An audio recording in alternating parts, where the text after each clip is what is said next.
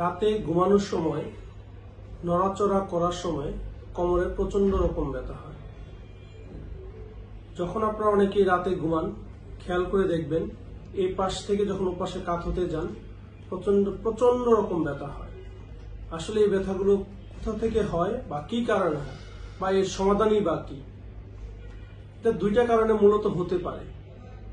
একটা হলো গিয়ে স্যাক্রোআইলিয়াক জয়েন্টে যদি অনেক বয়স্ক রোগী থাকে তাদের ক্ষেত্রে হাড় ক্ষয়ের কারণে হতে পারে, মানে স্যাক্রোআইলিয়াক জয়েন্ট আর্থ্রাইটিসের কারণে হতে পারে।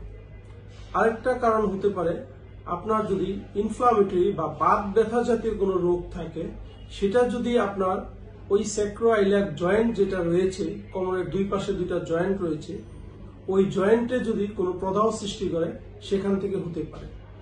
দেখবেন আপনি যখন এই পাশে কাত হন অনেক ব্যথা পাচ্ছেন, আবার এই পাশে কাত হন অনেক ব্যথা পাচ্ছেন। তাহলে এই দুটা রোগকে আমাদের ক্লিনিক্যালি এবং পরীক্ষা নিরীক্ষার মাধ্যমে আলাদা করতে হবে। আলাদা করে এর সঠিক সমাধান বা সঠিক চিকিৎসা সম্ভব। আপনাদের অনেকেই এই ধরনের চিকিৎসা সম্পূর্ণরূপে না পাওয়ার কারণে জয়েন্টগুলো নষ্ট হয়ে যায় এবং অনেক ক্ষয় হয়ে যায়। সেই ক্ষেত্রে আপনার অনেক সময়ই দেখা যায় চিকিৎসকের আর কিছুই করার থাকে না। তাই খুব দ্রুতই চিকিৎসকের সাথে যোগাযোগ করবেন, তাহলে এর সমাধান পাবেন।